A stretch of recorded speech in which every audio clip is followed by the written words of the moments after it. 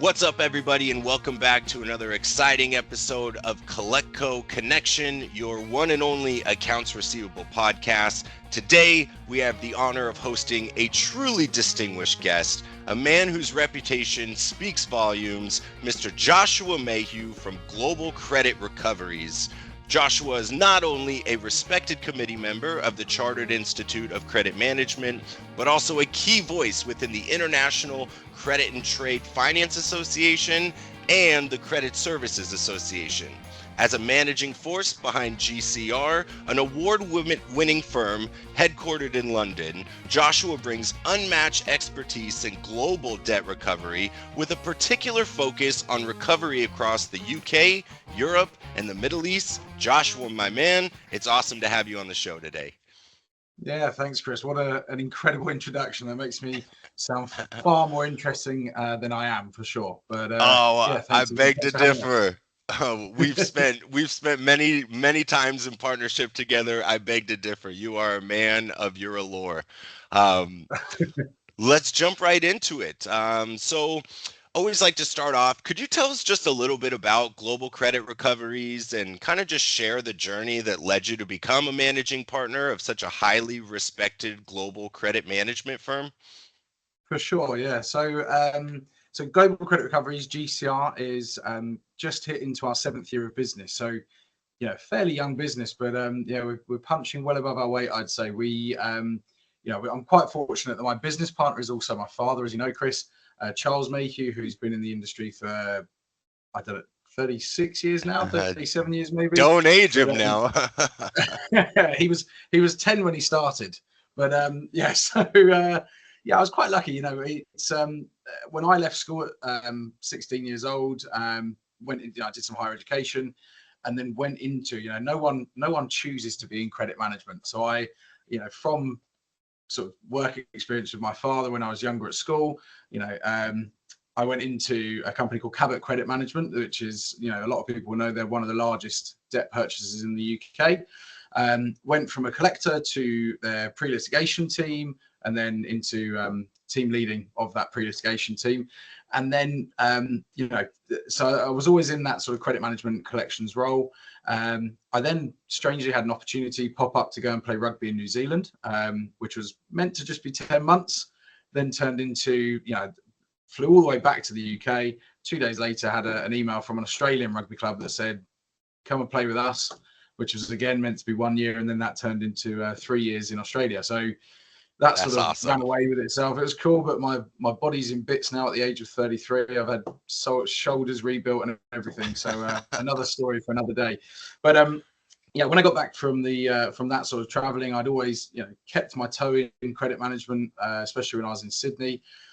Got back to the UK, and my mum, Charles's wife, said, he'd sold his previous collection agency in London, and she said he can't be in the house as much as he is. He needs to come back out of retirement, see what he can do. So we started from humble beginnings to now, offices in the UK, London and Kent, and then one in Dubai as well, with a quickly growing team, which is phenomenal.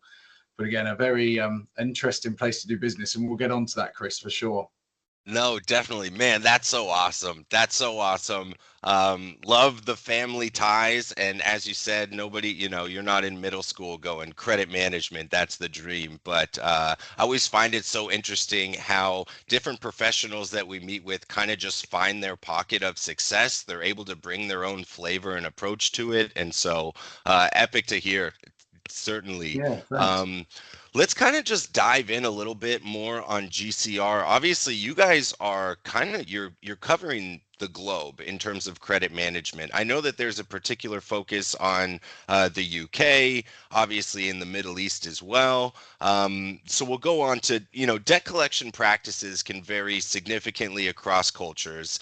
How does your team adapt your approach to ensure effective communication, compliant communication, collection strategies, and so on and so forth? Like, what are some of the key factors that you look at that kind of differentiate the cultural norms of the region that you're collecting in? Yeah, for sure. Interesting and very open question, Chris. There's a lot we can talk about, and I'm very wary of time because, and this is the thing, whenever Charles and I speak for the CICM, the Institute of Credit Management here in the UK, or various other bodies, we often find that we speak a lot about the Middle East because it's such a, like I said earlier, it's such an interesting place to do business as a vendor, but also as a collection agency as well. So, Sure. We assist CEDA in different regions in the Middle East as well. So you guys know sort of how effective we are there. But bringing it back to the beginning, back in 1994, Charles was living in Abu Dhabi and working alongside a gentleman called Omar Saif Kabash, who was, so they started a company called Tassil Group, one of the largest debt collection agencies in Abu Dhabi at the time.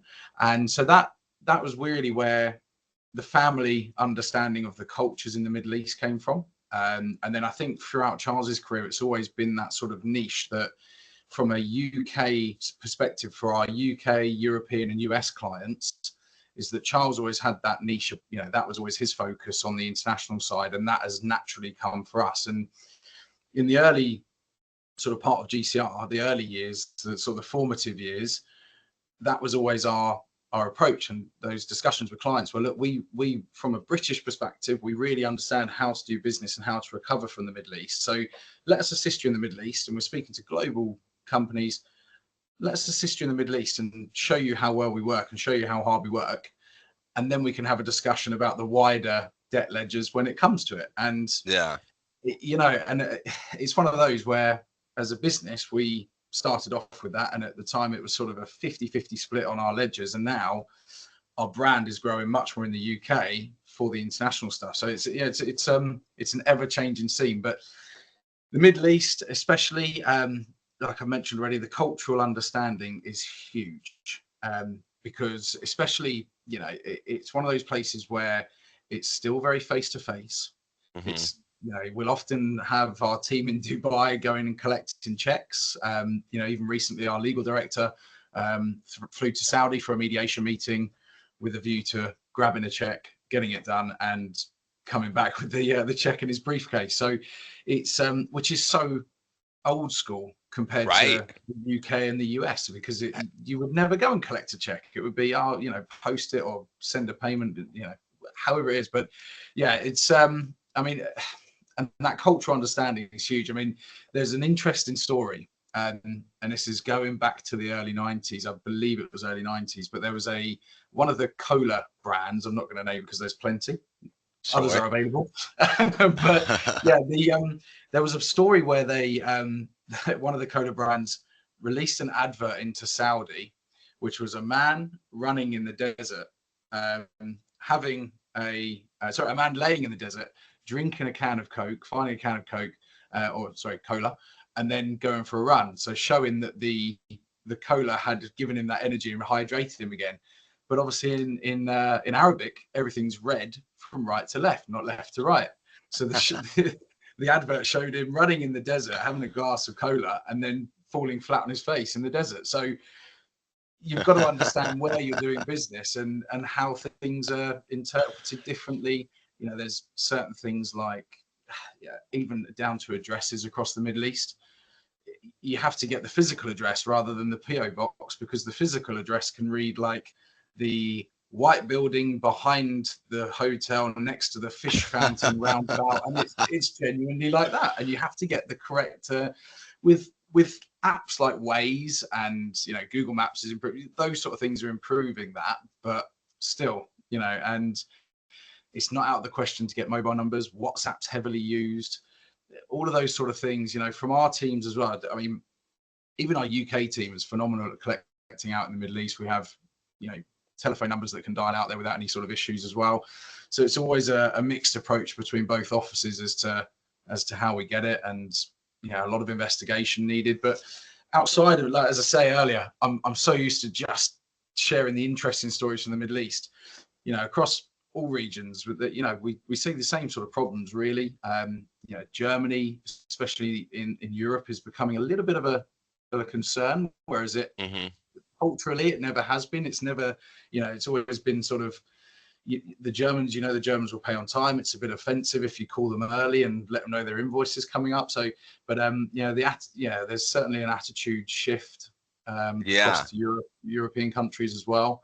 But yeah, I think the difficulty at the moment in terms of those collection strategies is the back end, the legal side of things is, Right. especially across the Middle East. You guys will know as well as we do. The legal side of things, the enforcement of judgments is poor.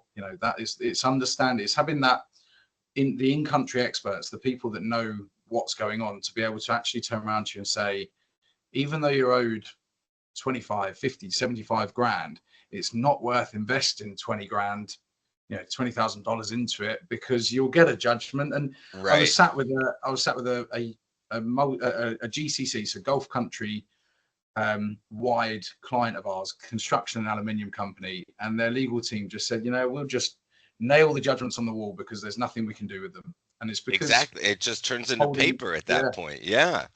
Holding That's companies and wild. assets everywhere, I think interesting. that one of the magical things that you and Charles do, and why you've been able to grow GCR into what it is like you said, the understanding of the culture. I know that you've invested so much time and energy in going to different countries in the Middle East and exploring different countries in Europe, and it's easy for a suit and tie to stay where they are and be a global force. But I think what the difference maker with what you guys are doing is you're actually boots on the ground. You're understanding the culture. You're really building these relationships. And I think that that's a real significant difference maker in how you guys are able to achieve so much success. Like the comment that you made about the individual, where the individual lives in Saudi Arabia, you do get some kind of not normal, the White House behind the building, you'll see this sign. If you see that sign, you've gone too far type of thing.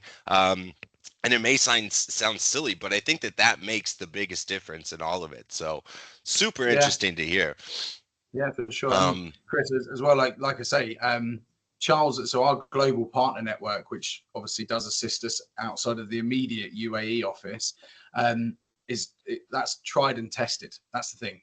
So Right. I've had stories of other collection agencies that have used local Kuwaiti or Qatar, wherever it is, they've used it and money's gone missing. And there's things like that. So it's make sure you're working with someone, not necessarily GCR, but if you're working with someone cross border, make sure you're doing your background, doing your due diligence, find the right people. Absolutely. And it really does make the difference. Look, I've been working with you for years. We know firsthand that is the difference maker, is that understanding the genuine and the curiosity of each of the different cultures. It really is what builds the magic.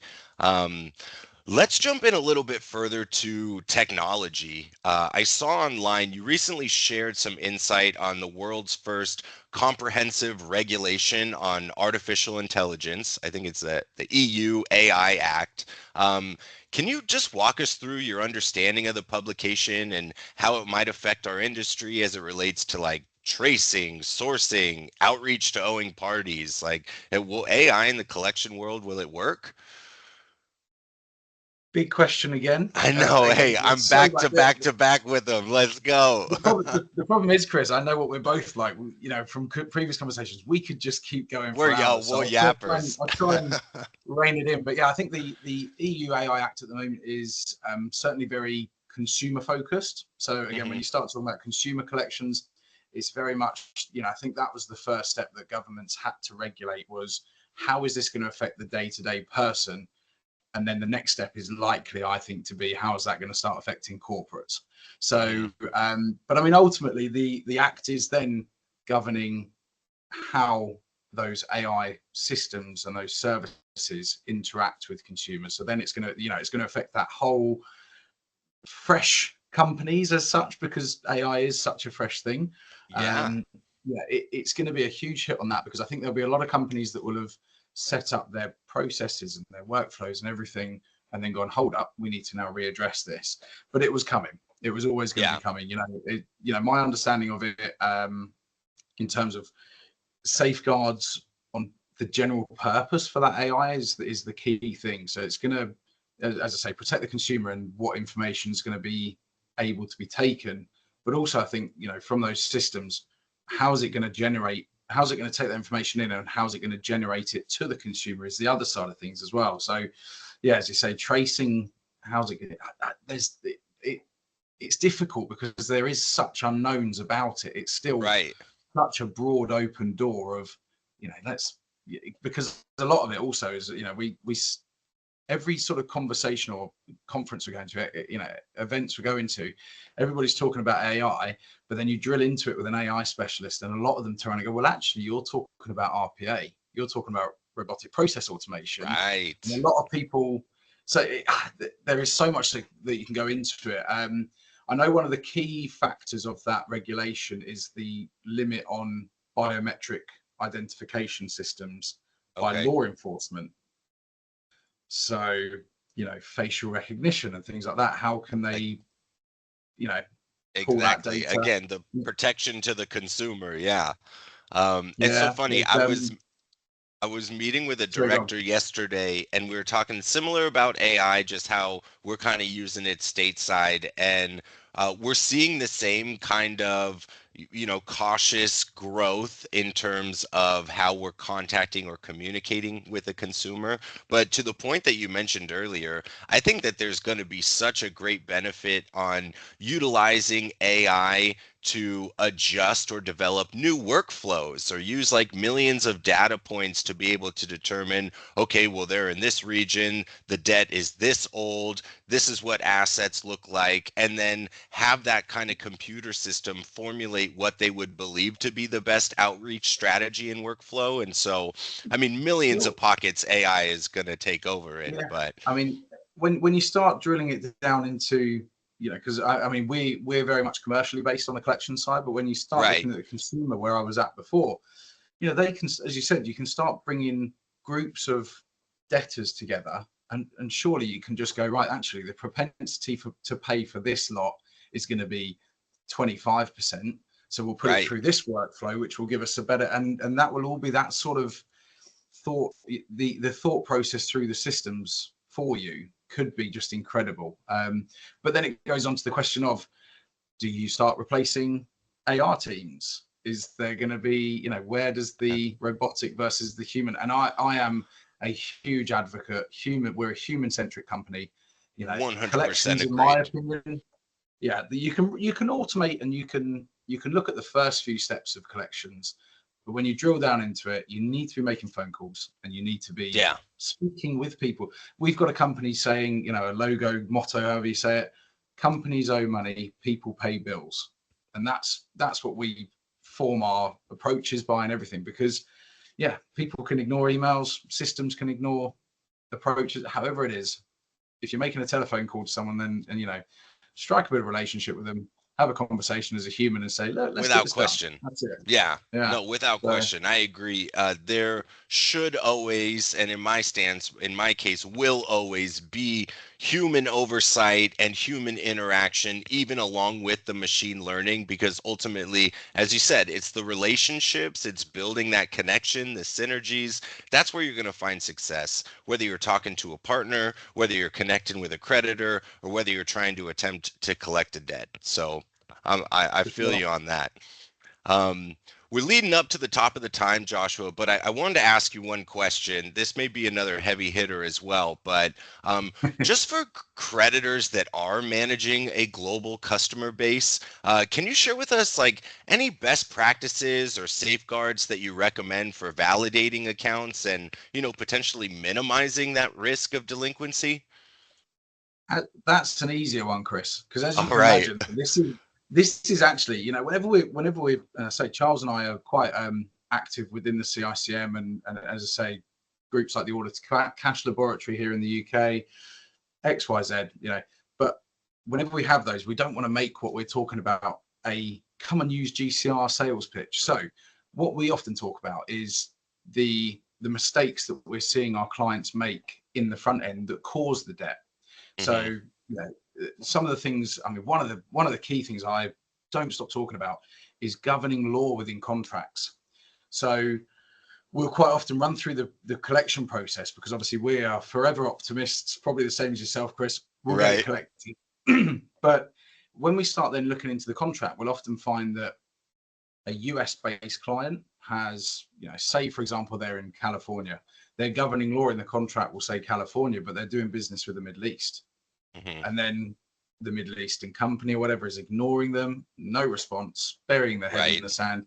You look at the contract, you go, well, actually, you need to take legal action in California first, get a judgment, petition to transfer it across to the wherever we are in the Middle East. Right. Get them to recognize it and then look to enforce it. And by that time, you've spent twice the amount of legal fees, attorney fees, everything to get to that same place. Whereas if, there's an argument for having a dual jurisdiction. So something within the governing law, you can say, this contract is based on Californian law, but also allows for, legal action within, Riyadh, Saudi Arabia, something like that. Sure. And it just ticks the box enough that, again, I'm not a legal advisor. I have, I can't be legal advice, but we've discussed that with a couple of our global clients, legal teams, and they have implemented those sort of management of that. So, that's one of the things I'd mention, which we see far too much, unfortunately. But then, I mean, when you'd start, one of the key things as well, and this is again Middle East, UK, anywhere globally, and again, it's not teaching you to suck eggs. I don't know if that's the same expression in the US, but not teaching you what you already know, but know your customer fully. And again, Middle Eastern, sorry, but we work with a fantastic company in the Middle East called Cedar Rose, who is effectively a credit check-in, credit referencing agency.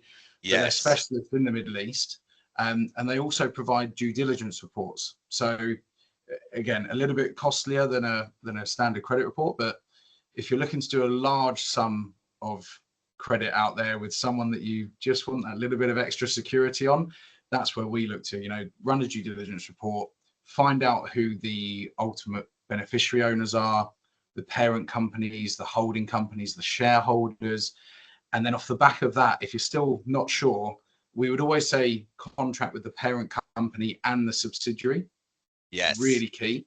And then also consider personal guarantees. That's, again, another boatload to discuss, personal guarantees. That's a big one in the States is the personal guarantor. It's just the additional assurance. And I mean, I think that you kind of hit the nail on the head.